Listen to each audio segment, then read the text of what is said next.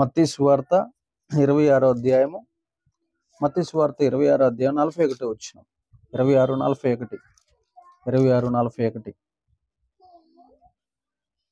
26:41 మీరు శోధనలో ప్రవేశింపకుండునట్లు మెలకువగా ఉండి ప్రార్థన చేయడి, ఆత్మసిద్ధమే గాని శరీరము బలహీనమని పేతురుతో చెప్పి, మరలా రెండవ మారు వెళ్ళి, నా తండ్రి, నేను దీన్ని త్రాగితేనే గాని ఇది నా యొద్ద నుండి తొలగిపోవటం సాధ్యము కాని యెడల నీ చిత్తమే సిద్ధించునుగా కానీ ప్రార్థించి.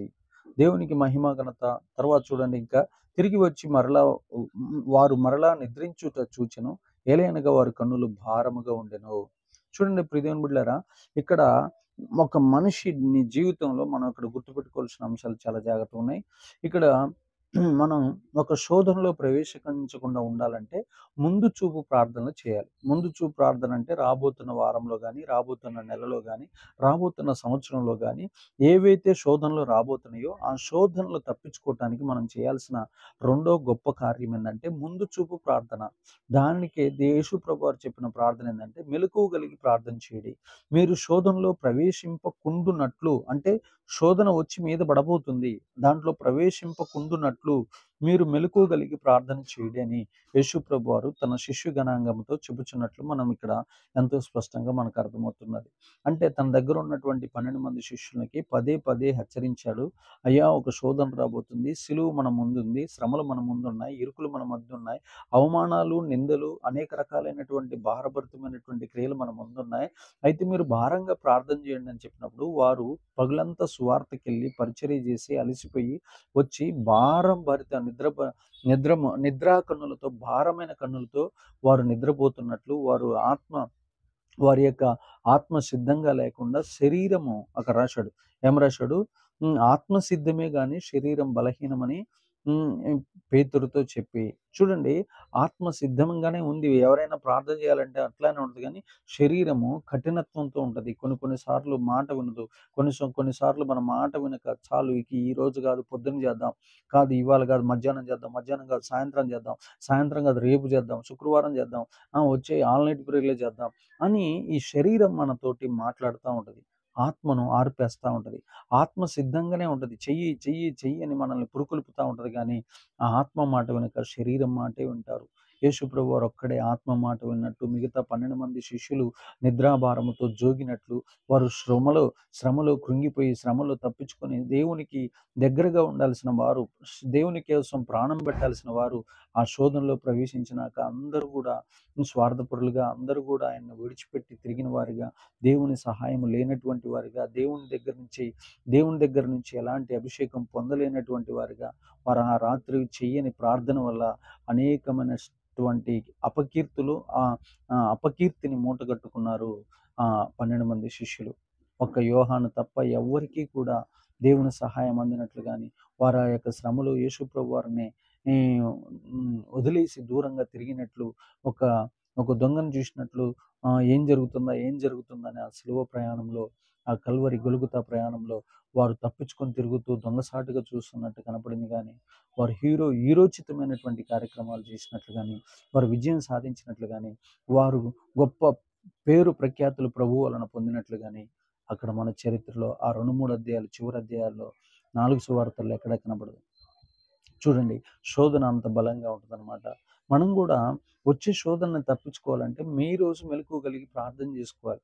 చాలామంది ఈరోజు పెళ్లి రోజు అని చెప్పి ఎంజాయ్ చేస్తూ ఉంటారు, పుట్టినరోజు అని ఎంజాయ్ చేస్తూ ఉంటారు, తర్వాత ఏయో కార్యక్రమాలు పెట్టుకుంటారు. ఇప్పుడు పండగలు ఎక్కువైపోయినాయి కానీ ప్రార్థన తక్కువైపోయింది.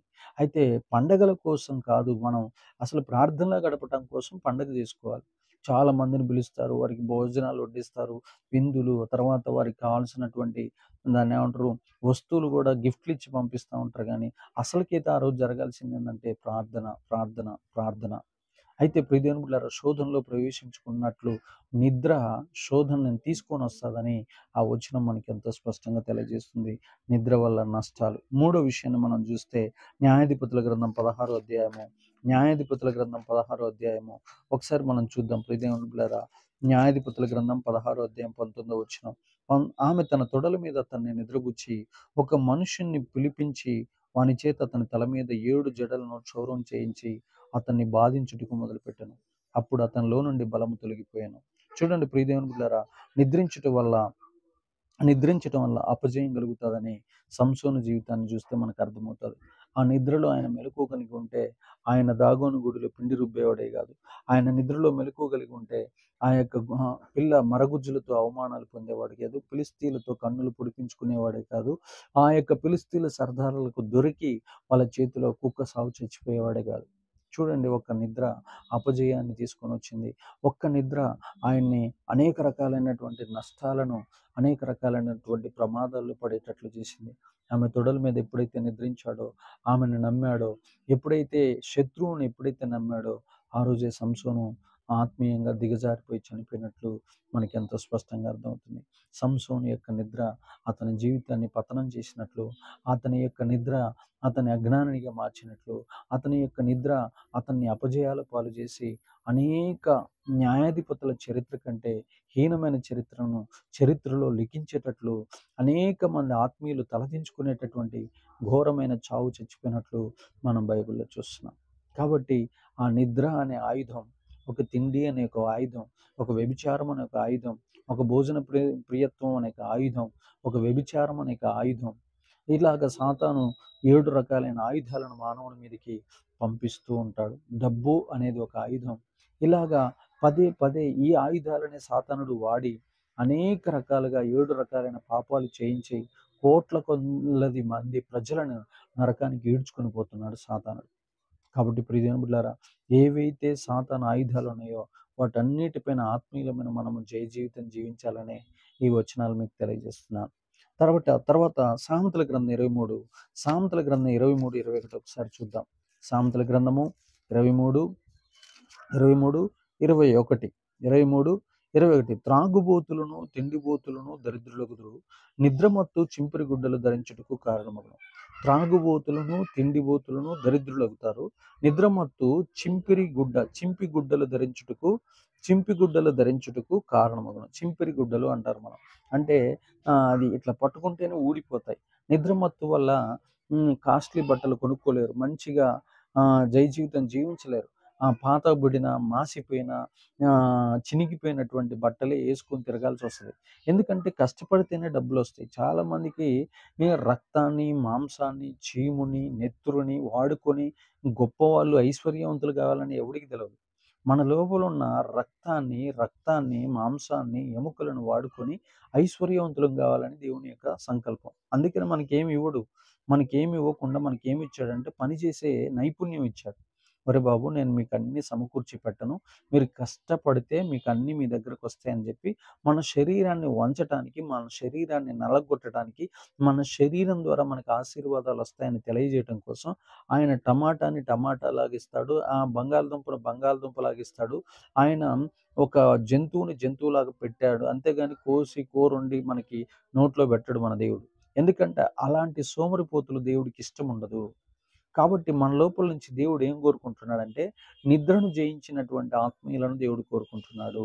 సోమరితనాన్ని జయించిన వారు, తిండిబోతనాన్ని జయించిన వారు, త్రాగుబోతుతనాన్ని జయించిన వారు, ఇలాగ ఎవరైతే ఉంటారో వారు దేవుడికి ఇష్టలుగా ఉంటారు. సోమరిపోతులు దేవుడికి అసలు ఇష్టలు గారు. చురుకైన వారంటే, శ్రద్ధ కలిగిన వారంటే దేవుడికి చాలా ఇష్టం. కాబట్టి నిద్ర వలన కలిగే నష్టం ఏందంటే నిద్రమత్తు చింపిరి గుడ్డలకు కారణమగును. అంటే పేదరికంలోనికి, దరిద్రతలోనికి,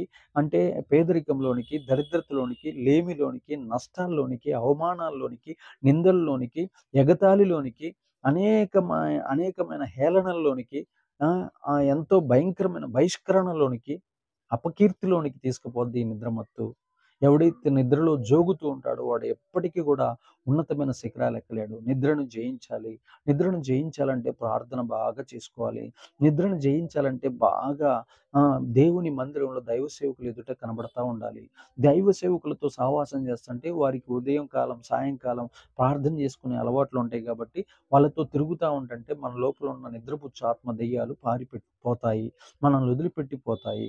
ఎవరైతే నిద్రను జయించేటటువంటి ఎవరైతే మంచి ఆత్మీయులు ఉన్నారో వాళ్ళతో రోజు కలుస్తూ, వాళ్ళతో సహవాసం చేస్తూ, వాళ్ళతో నడుస్తూ ఉన్నప్పుడు మనం గొప్ప విజయాలు చూస్తాం. దేవునికి మహిమ, ఘనత, ప్రభావములు కలుగును గాక. కాబట్టి ప్రియ దేవుని సంగమా, మరలా నేను మీకు తెలియజేస్తున్న అంశం ఏంటంటే మత్తు మనల్ని పేదరికంలోనికి పడేసే శక్తి దేనికుందంటే ఈ నిద్రకుంది. కాబట్టి మనం ఆ పేదరికాన్ని చీల్చుకొని బయటికి రావాలంటే కష్టపడి పని జేయాలి. మనకి దొరికిన ప్రతి పనిని చిన్నతనం నుంచి చాలామంది ఈ రోజున ధీరూభాయ్ అంబానీ అనేటటువంటి ఆయన మనవడు పెళ్లి చేసుకుంటున్నాడు భారతదేశంలో. ఆయన మనవడి పెళ్ళికి భారతదేశంలో ఉన్న సినిమా యాక్టర్లు, రాజకీయ నాయకులందరూ డబ్బున్నోడి దగ్గరికి పోయి నాట్యమాడమంటే నాట్యమాడాడు, కేకలేయమంటే కేకలేశారు, ఏది చేయమంటే అది జేశారు. అంటే ఎవరి మాట ఈ ప్రపంచం ఉంటుందంటే ధనవంతుల మాట వింటుంది. ఒకవేళ పిలిచినా పోకపోతే అదొక నష్టం. పోయి చెప్పిన పని చేయకపోతే అదొక నష్టం. చూడండి, వాళ్ళు ఎన్నో సినిమాలు తీసి మనల్ని శాసిస్తా ఉంటారు. వాళ్ళని శాసిస్తున్నటువంటి వ్యక్తులు, వాళ్ళతో డాన్సులేయిస్తున్నటువంటి వ్యక్తులు ఈ రోజున ఒక రోజున ఒక 100 సంవత్సరాల క్రితం వాళ్ళ తాతగారు ధీరూభాయ్ అంబానీ గారు ఇదే ముంబై పట్టణంలో భారతదేశంలో పేపర్‌లేసుకుంటూ పైకొచ్చాడు. పేపర్‌లు ఇంటింటికి పేపర్‌లేసుకుంటూ, పేపర్‌లు అమ్ముకునే మిషన్ పెట్టుకొని, ఆ తర్వాత పెట్రోల్ రంగంలోకి అలాగ అనేక రంగాల్లోనికి అడుగులు పెడుతూ, ఈ రోజున భారతదేశాన్ని, ప్రపంచాన్ని శాసిస్తున్నారు వాళ్ళ వంశస్థులు. కాబట్టి ఎవడైతే కష్టపడతాడో, ఆ కష్టపడేటటువంటి వానికి దేవుడు ఇష్టుడిగా ఉంటాడు. ఆశీర్వాదాలను, నూతన ద్వారాలను, నూతనమైన ఆశీర్వాదాలను, నూతన అవకాశాలిచ్చి వాడిని గొప్ప వైభవవంతుడిగా, గొప్ప ఐశ్వర్యవంతుడిగా మారుస్తాడు. దేవునికి మహిమ, ఘనత, ప్రభావములు కలుగునుగాక. అది స్త్రీలైనా సరే, పురుషులైనా సరేలే. చాలామంది స్త్రీలు భారతదేశంలో ఎంత దరిద్రంగా జీవిస్తున్నారంటే, పెళ్ళైతే చాలు నేను హౌస్ వైఫ్ అని ఒక ట్యాగ్‌ని పెట్టుకొని, ఇంట్లో బద్ధకంగా పనిచేస్తూ, నిద్రమత్తుతోటి, జోగుతూ, అనేక రకాలైన దరిద్ర దూతలను ఇంటి మీదకి తెచ్చి, అనేక రకాలైన నష్టాలను, శాపాలను, అవమానాలను తీసుకొనొచ్చే ఆడవాళ్ళు చాలామందున్నారు. వారి చేతులతో పని చేయక, వారి చేతులతో కష్టపడకుండా సాతాను శక్తులను ఇంటి మీదకి తెచ్చుకొని, ఆహ్, శా దేవుని యొక్క శాపాన్ని ఒంటి మీదకి తెచ్చుకొని, అనేక రకాలైనటువంటి ఆహ్, దేవుని వాగ్దానాలు పొందుకోకుండా, అవమానాలు పొందుతూ, దరిద్రతలో జీవించేటటువంటి ఆడవాళ్ళు చాలామందున్నారు భారతదేశంలో. కాబట్టి ప్రియమైన బిడ్డలారా, ఓ క్రైస్తవ స్త్రీలారా, మీరు కూడా బయటికొచ్చి కష్టపడి దేవుని మెప్పును పొందుకోవాలని కోరుకుంటున్నాను. దేవునికి సమస్త మహిమ, ఘనత, ప్రభావములు కలుగునుగాక. ఇంకొన్ని విషయాలు మనం చూద్దాం. ప్రియమైన బిడ్డలారా, సామెతల గ్రంథము 10వ అధ్యాయము, సామెతల గ్రంథము 10వ అధ్యాయం 5వ వచనాన్ని ఒకసారి మనం చూద్దాం. సామెతల గ్రంథము 10వ అధ్యాయము 5వ వచనం. సామెతల గ్రంథము 10వ అధ్యాయము 5వ వచనాన్ని ఒకసారి మనం చూస్తే అక్కడ రాయబడినటువంటి మాట, వేసవ కాలమున కూర్చువాడు బుద్ధిగల కుమారుడు, కోతకాలమందు నిద్రించువాడు సిగ్గుపరచు కుమారుడు. చూడండి, నిద్ర ఎడల నిద్రపోతే ఏమొస్తదంటే సిగ్గొస్తది. సిగ్గు మన మీదకొచ్చేస్తది. అంటే చూడండి, అక్కడ రాశాడు, వేసవి కాలమందు కూర్చువాడు బుద్ధిగల కుమారుడు, కోతకాలమందు నిద్రించువాడు సిగ్గుపరచు కుమారుడు. కోత కోసే టైంలో కోసుకోకుండా నిద్రపోతే వర్షం వచ్చి పడతది. ఆ పంటలు మొత్తం వర్షంలో తడిసిపోతాయి. తడిసిపోయిన తర్వాత ఆహారం ఇంటికొచ్చేటటువంటి టైంలో, ఆ ధాన్యమంతా ఇంటికొచ్చే సమయంలో ఎవడైతే నిద్రపోతాడో వాడి పొలం అంతా నీళ్ల పాలైతాది. నష్టాల పాలైతాయి. దానివల్ల వాడు సిగ్గుపడతాడని వాక్యం ఎంతో స్పష్టంగా తెలియజేస్తుంది.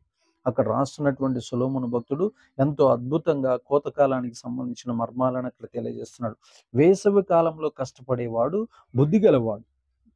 కోతకాలమందు నిద్రపోయేవాడు సిగ్గు తెచ్చుకుంటాడు. సిగ్గుపడతాడు. వాడి జీవితం అంతా సిగ్గుపడతాడు. కాబట్టి ఆ సమయంలో నిద్రపోకూడదు. ఊర్లలో పెరుగుతున్న మనకి చాలా ఈజీగా అర్థమవుతది. ఏ సమయంలో పంటలు చేతికొస్తాయో, ఆ సమయంలో చురుకుగా పనిచేస్తా ఉంటారు రైతులు. అయితే కొంతమంది రైతు కుమారులు, కుమార్తెలు చాలామంది లేజీగా జీవిస్తూ ఉంటారు. అలాంటి వారి వల్ల సిగ్గొస్తది ఆ గృహానికి. అనేక మంది దగ్గర సిగ్గుపడేటట్లు, జారిపడేటట్లు దేవుడు చేస్తాడని ఆ వచనం మనకి ఎంతో స్పష్టంగా తెలియజేస్తుంది. కాబట్టి మనం సిగ్గుపడకుండా ఉండాలంటే నిద్రను జయించాలి. నిద్రను ఎవడైతే జయిస్తాడో, నిద్ర వల్ల కలిగే నష్టాన్ని మనం దూరపరుచుకోవాలి.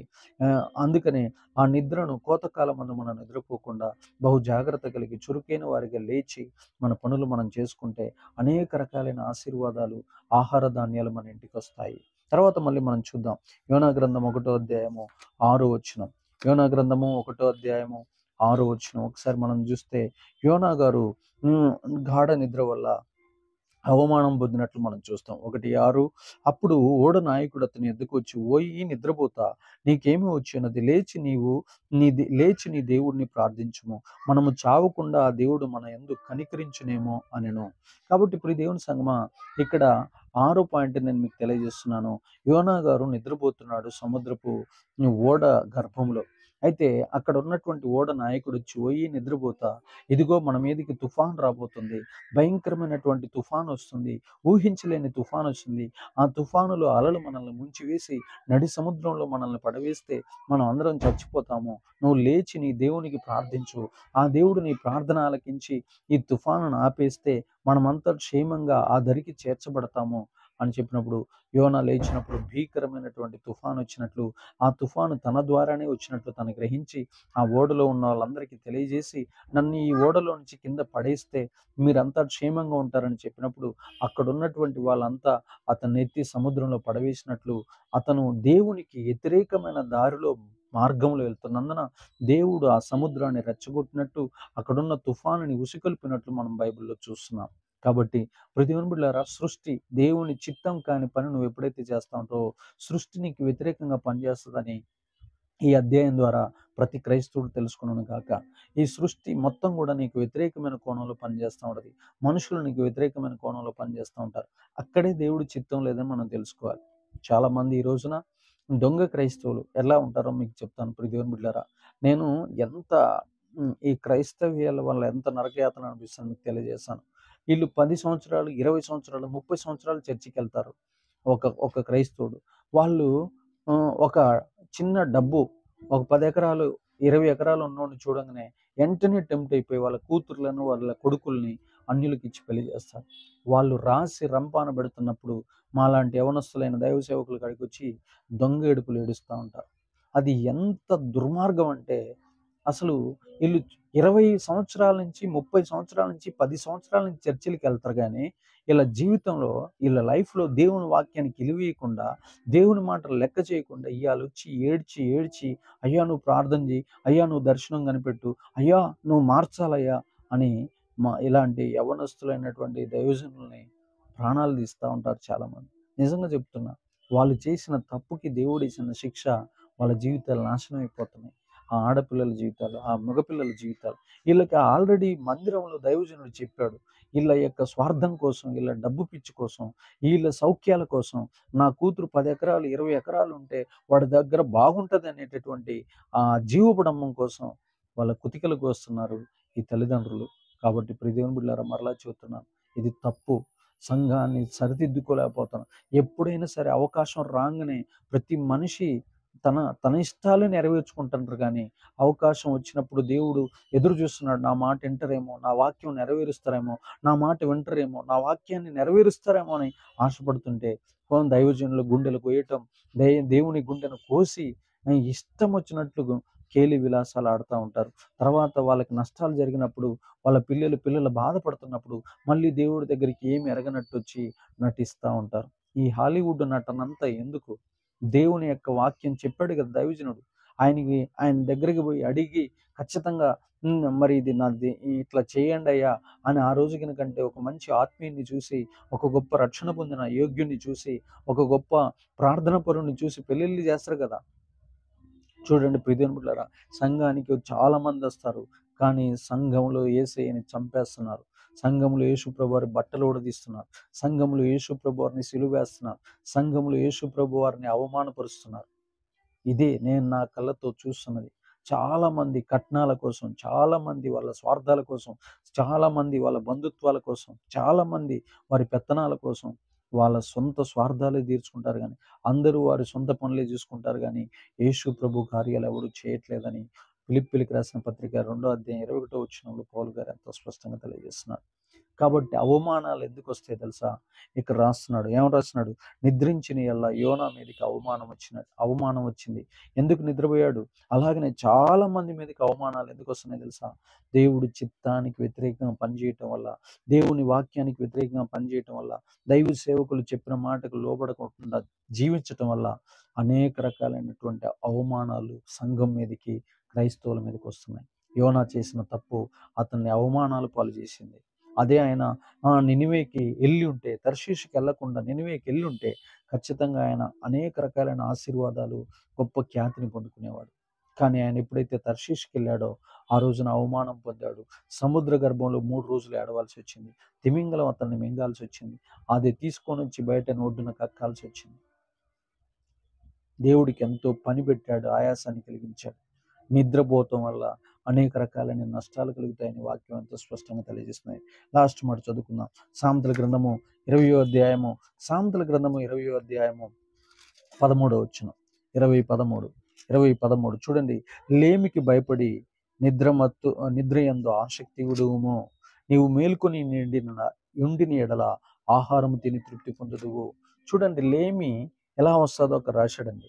లేమికి భయపడాలి అంటే, వామ్మో పేదరికం నా కాడికి వస్తుందేమో, వామ్మో పేదరికం నన్ను ఏలుద్దేమో, వామ్మో పేదరికం వస్తే మా ఊర్లో కానీ, మా బంధువుల్లో కానీ, మా చుట్టాల్లో కానీ, మా దాయాదుల్లో కానీ, మా గ్రామంలో కానీ, మా పట్టణంలో కానీ, మా రాష్ట్రంలో కానీ, మా దేశంలో కానీ నేను అందరికంటే హీనమైన అవమానాలు పొందాల్సి వస్తుందేమో, కాబట్టి నేను లేమికి భయపడాలి. ఆ లేమి నా మీదకి దాడి చేయడానికి వస్తుంది, కాబట్టి ఆ లేమిని జయించగలిగిన శక్తి మెలకువకున్నది. కాబట్టి నేను నిద్రపోకూడదు. నేను నిద్రపోతే లేమి వచ్చి నా ఇంట్లో నివాసం ఉంటుంది. కాబట్టి నేను ఉదయం 4 గంటలు లేచి సాయంత్రం 10 గంటలకు పడుకోవాలి. ఉదయం 4 గంటలకు లేచి సాయంత్రం 10 గంటలకు పడుకోవాలి. ఉదయం 4 గంటలకు లేచి సాయంత్రం 10 గంటలకు పడుకోవాలి. మళ్ళా చెబుతున్నా, ఉదయం 4 గంటలకు లేచి సాయంత్రం 10 గంటలకు పడుకోవాలి. ప్రియమైన బిడ్డలారా, నేను ఉదయం 4 గంటలకు లేస్తాను. మళ్ళీ సాయంత్రం 12 అయింది నేను పరిచర్యకి పోయి ఇంటికి వచ్చాక. అయితే అది నేను ప్రభువు దగ్గర కొన్ని సంవత్సరాలు అడిగిన, నిద్రపోయిన జయం కావాలి ప్రభు అని. అది ఇచ్చాడు కాబట్టి నేను ఇవాళ చెబుతున్నా. లేకపోతే నాకు ఒకప్పుడు చాలా నిద్రపోతూ ఆత్మ ఉండేది.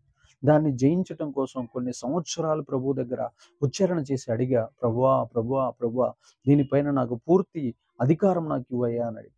కాబట్టి ప్రియ దేవుని సంగమా, మరలా చెబుతున్నాను, నువ్వెప్పుడైతే